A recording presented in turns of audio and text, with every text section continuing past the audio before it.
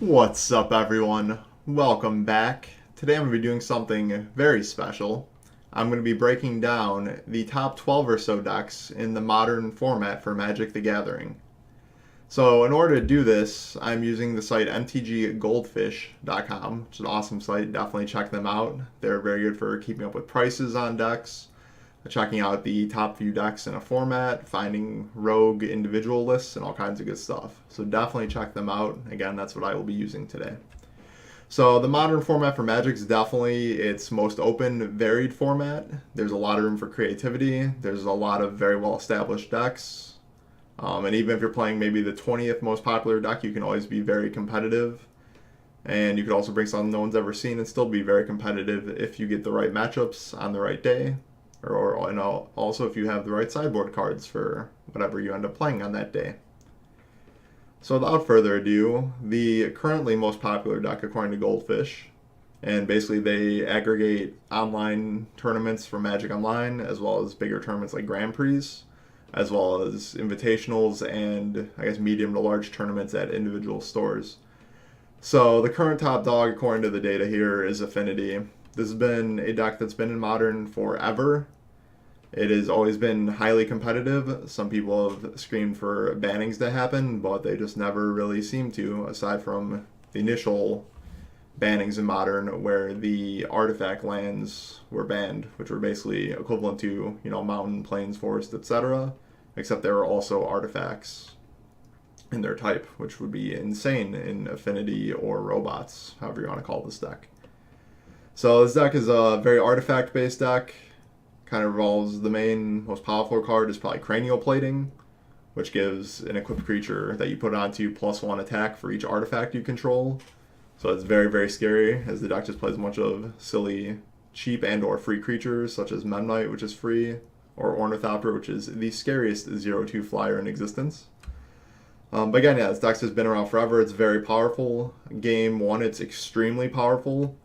But then games 2 and 3, your opponents will basically always be bringing in hate for your deck. There's cards like Ancient Grudge, for example, which are actually even played in Affinity, which destroys an artifact for 2 mana, and then you can play it again for a single green. So again, yeah, it's very powerful, very streamlined game 1. It's very efficient at killing people. Can win maybe on turn 3. If not, it can most certainly very consistently kill turn 4. But yeah, I think turn 3... there are some draws if you have Mox Opal here, which gives you basically a free mana in the deck. But yeah, so it's highly streamlined deck, and as soon as the hate goes away for the deck, it'll always pop up and always do extremely well. Interestingly, in my local metagame, it basically never does that well. I don't even know if people are overly prepared or not, but just somehow people are rarely able to pull off winning records with the deck, despite it certainly being a very powerful deck. The second deck here that I like to talk about, and also my main deck that I play currently, is Grixis Death's Shadow. So I think this is, in my opinion, by far the strongest deck in terms of pure power in the format. It is also arguably the hardest to play, however. So the main strategy of the deck is that you're playing the namesake card Death's Shadow, which until you're at 12 or less life will be a 0/0. And then, for example, if you're at 1 life, it'll become a 1 mana at 12/12, which, as you might guess, is absolutely ridiculous. So, with this deck, you basically use your fetch lands. So these lands repay life to fetch out land of various types, along with playing these shock lands where you can take 2 damage to make them come into play untapped. You play those effects. You play a full 4 Thoughtseize, which is a discard spell where you make your opponent lose their best card and you take 2 damage, which again in this case is a good thing. But yeah, so basically you intentionally kill yourself, play some Death's Shadows for cheap. It also plays Street Wraith, which is another card where you can cycle it to draw a card, and you pay 2 life as the cost, but in this case it's actually a good thing in most cases.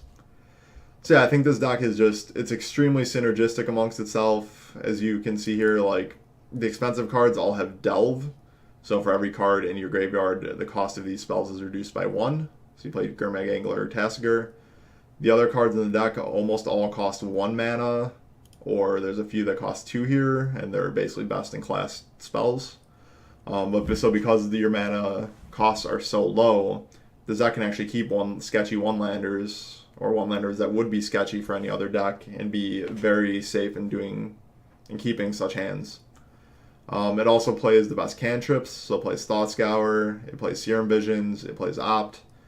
So not only do you get this low base of your spells costing 1 and 2 mana, but then you also have probably the most digging power to find the stuff you want of any deck in the format. On top of that, you're playing 4 Thoughtseize, and you also play 2 Inquisition of Kozilek, so you get to rip apart your opponent's hand while also being more consistent. And then because you have the draw power in the mid-game, once you've stripped their hand, you're going to find yourself and recover from having basically no resources much better than any other deck will. Then finally, again, while you're doing all this and building up your graveyard by stripping their hand and finding what you want, you have these cheap, undercosted creatures that are very powerful, and being 4/5 and 5/5 match up well against basically any other creature in creature combat. You have Death Shadow again, which is like kind of the ultimate trump for the mid to late game. And then you also get, I think the biggest thing that might have made this deck viable is Fatal Push, which also I think is the most important card in Modern. So this card has single-handedly nearly eliminated Tarmogoyf, or certainly dramatically decreased his role in the format. And also other decks are playing Fatal Push, of course, which makes your Tasigur and Gurmag Angler much better because Fatal Push doesn't actually hit them. It's also funny that I've talked about this deck for a minute or two now, and I have yet to mention Snapcaster Mage, which is probably the best creature in Modern. It got a lot better with the printing of Fatal Push, being able to generally kill 90% of the creatures in the format. Again, it just rounds out this super well-rounded deck, gives it even more flexibility. And again, it's just a very powerful deck. Also, being in 3 colors means you get pretty good sideboard options. White is definitely the best color in Modern for sideboard options, but being blue, red, and black means you still get a pretty good plethora of options. So you get stuff like Collective Brutality to help survive against the aggressive and burn decks. You get Stubborn Denials, which in this deck is a 1-mana, generally hard counterspell for any non-creature, which is just doesn't seem fair at all. And then you also get stuff like Liliana's, both of them for the grindier matchups. So again, I think Grixis Death Shadow, I think, is the best deck in the format. But again, if you make any mistakes at all, like I think played perfectly, this deck is probably 55 to 65% against basically every deck in the format. But as soon as you make even a single misplay with this deck, you go down to maybe like 30, 35% in a lot of matchups. Like the deck is incredibly unforgiving, and you really need a ton of practice to figure out when you should play, hand disruption spells like Thoughtseize versus when to play Serum Visions. You need to know when to fetch a Shockland versus when to fetch a basic, and when to get that Shockland untapped versus tapped. You need to know how low in each matchup to go in order to maximize your Death Shadows. Like there's a lot to learn with the deck, and you will be just severely punished for any mistake. But having said that, learning the deck is definitely a great idea because it is just so powerful. So speaking of powerful decks, the next deck is Eldrazi Tron. So there's a few Tron decks in Modern. Generally the Tron is there's these 3 Urza lands where individually they only make 1 colorless mana when you tap them. But if you get all 3, so if you get 1 Urza's Mine, 1 Urza's Power Plant, and 1 Urza's Tower, then the Urza's Mine and Power Plant each make 2 mana per tap, and the Tower is super duper charged and makes 3 mana per tap. So these decks, as you could guess, have a lot of variance, where if you just happen to hit the natural Tron, so you go turn 1 of the Tron pieces, turn 2 the second, and turn 3 the third, these decks are basically unbeatable, because on turn 3 you have 7 mana. The dream is generally to play Karn Liberated here, and yeah, just beating that is almost impossible. You have to either have a counterspell for him, or basically kill the Tron player on turn like 3 or 4. You're just never going to win. So aside from that, the deck also, given its namesake of being Eldrazi Tron, plays some Eldrazi cards. So plays the Matter Shaper, plays Thought Seer, which is the dream turn 2, if you can play 2 Eldrazi Temple, which is a solid card that makes 1 colorless mana, or 2 if you're playing an Eldrazi spell. So playing 2 of these and then going into Thought Seer is amazing. And you also play Reality Smasher here, which is a sweet way to just actually finish a game and end it very quickly. I personally kind of hate this deck. It is certainly powerful and certainly needs to be respected.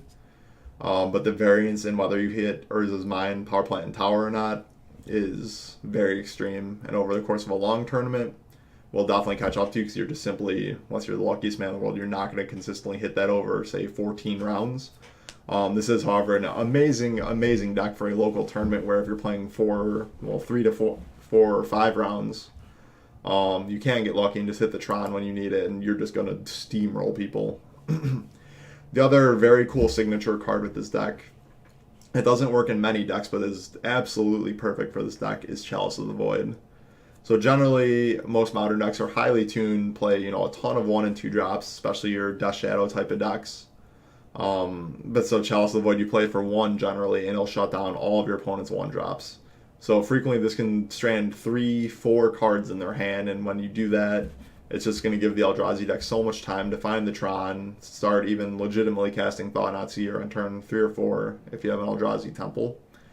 And again, it's going to put you so far ahead that the other deck's just going to get buried with a bunch of dead cards in their hand.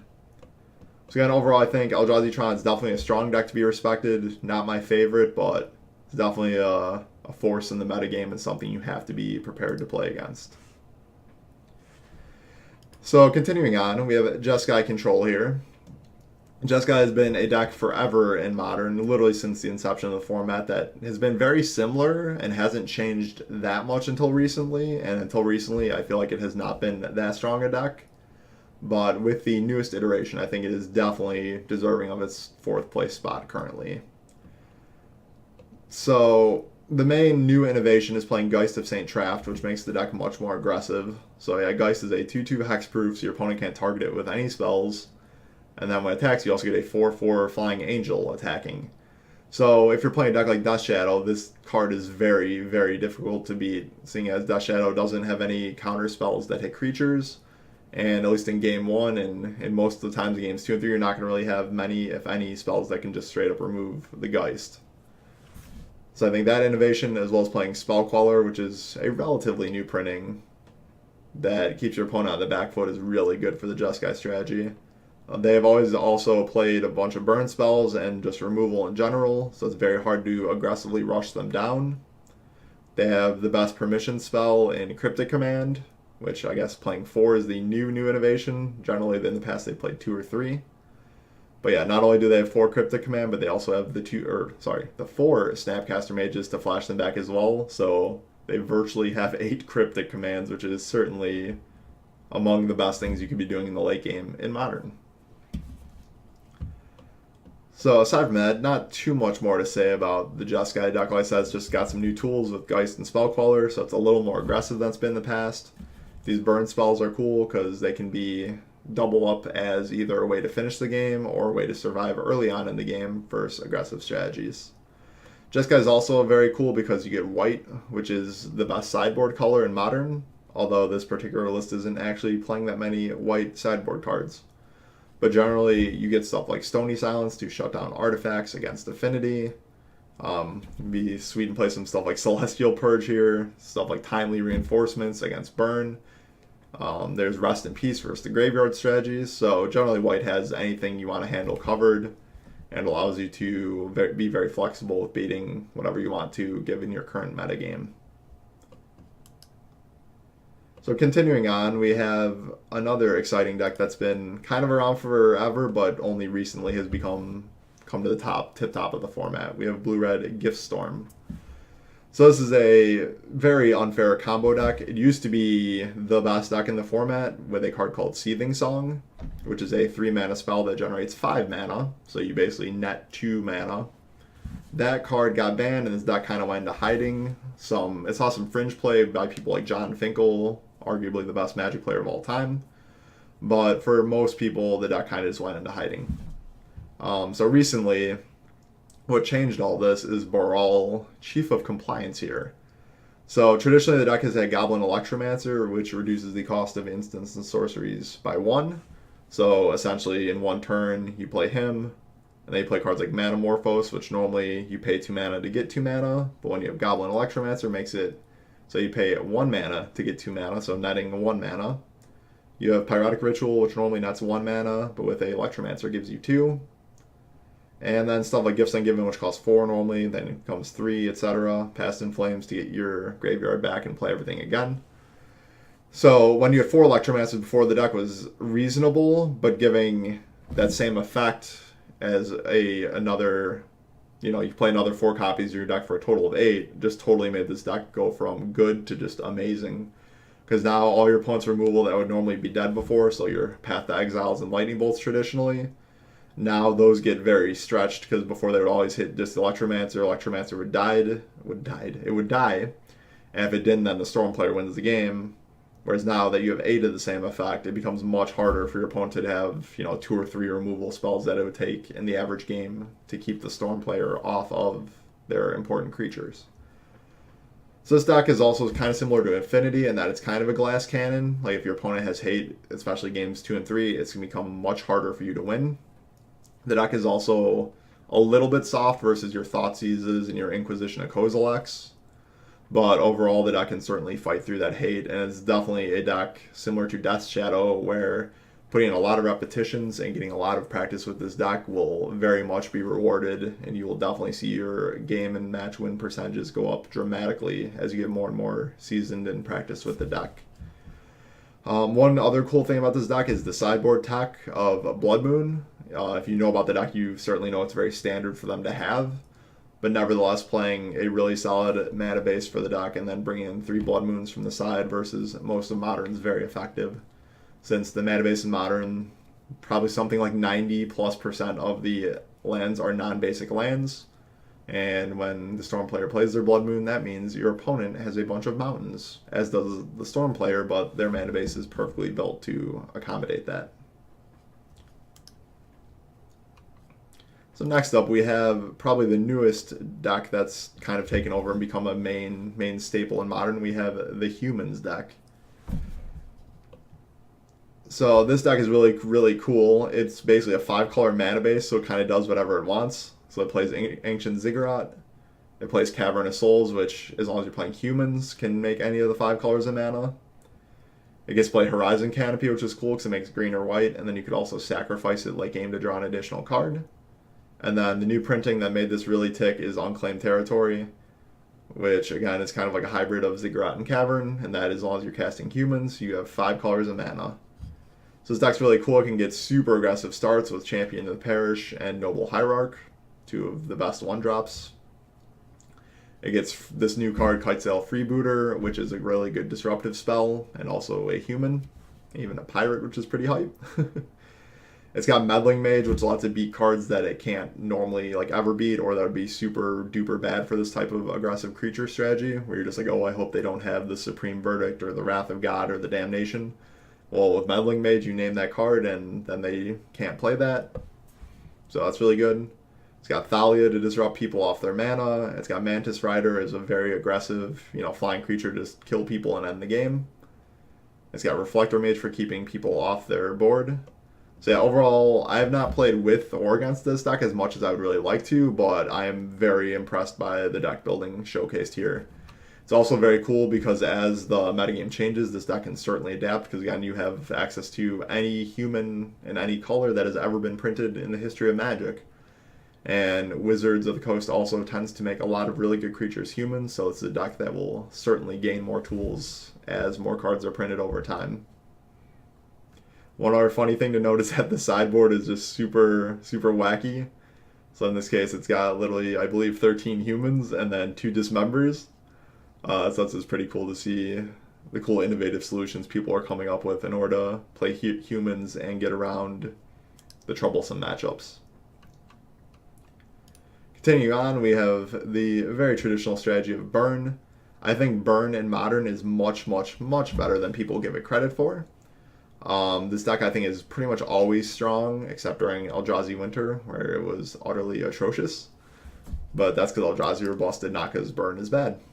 I think this deck is actually much harder to play than people give it credit for, because sure, you can just fling burn spells at your opponents and do fairly well, but to actually, win a tournament of any magnitude, you really have to know the ins and outs of the deck. So basically the idea with Burn is you just play a bunch of direct damage spells that try to kill your opponent generally on turn 4 and as fast as you can. It also plays the most aggressive creatures, Mossberry Swiftspear in the past few years was a big addition to this deck. And Eidolon of the Great Revel is also nearly unbeatable sometimes on turn 2 if your opponent doesn't have the removal spell for it immediately. This deck also, I think, goes unnoticed a lot because, or a cool factor for this deck that goes unnoticed is Destructive Revelry right here. So previously, stuff like Leyline of Sanctity would be just a giant problem. Leyline of Sanctity says that your opponent can't be targeted, and they can literally play it after mulligans are decided, so on turn 0. So Destructive Revelry is an amazing pring for this deck because it's instant, so you don't have to play it during your turn and lose your turn. It deals damage to your opponent when you kill the troublesome permanent, and again, it kills artifacts or enchantments. So it's not artifact or enchantment. Like, you know, individually, it's not only kills artifacts or only kills enchantments, it hits both. So this, I think, was secretly like an amazing, amazing printing for this deck that really shores up a lot of troublesome cards that normally would give burn fits. I mean, they still do if you don't draw your Revelry, but again, just having this all-in-one answer is just super good. So yeah, I think burn is definitely an awesome deck. It's also relatively budget-friendly, although it plays usually like 11 or so fetch lands. This one, I guess, is playing... I guess we have 9 fetch lands in this case. But yeah, so the fetch lands drive the price of the deck up a bit, but other than that, the actual creature and burn package of the deck is relatively cheap. So I think this is definitely, it's always been traditionally saying, you know, Burn's a good place for a newbie to start, but this is definitely a really good deck for a newbie. And I think it also rewards you as you learn the ins and outs of the deck and take it to a higher level. Alright, I think this is going to be the last deck I will talk about today, because this video is running a bit long, but I'm enjoying it. Hopefully this is awesome for you guys too. So we have another Tron deck, and this is the traditional Tron deck. So, again, we have the Eldrazi Tron, we get the 3 lands, and then very good things happen for you when you make 7 mana from 3 mana sources. So traditionally in Modern, there was originally green-red Tron, which is, again, playing the Tron deck, it focuses much more than the Eldrazi Tron deck on going big. So these decks play a bunch of ways to find your Tron pieces. So you have Ancient Stirrings, which digs you 5 cards, Sylvan Scrying, which lets you find any piece that you want. And that also plays Expedition Map, which again lets you find any land that you want from your deck.